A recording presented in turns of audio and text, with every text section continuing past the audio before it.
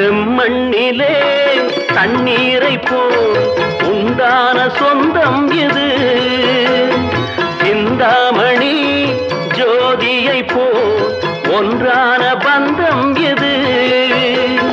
தங்கை அல்ல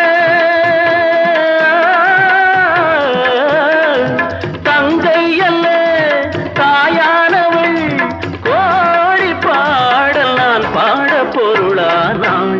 ஒரு தங்க ரதத்தில் பொன் மஞ்சள் நிலவு, ஒரு தங்க ரதத்தில் பொன் மஞ்சள் நிலவு.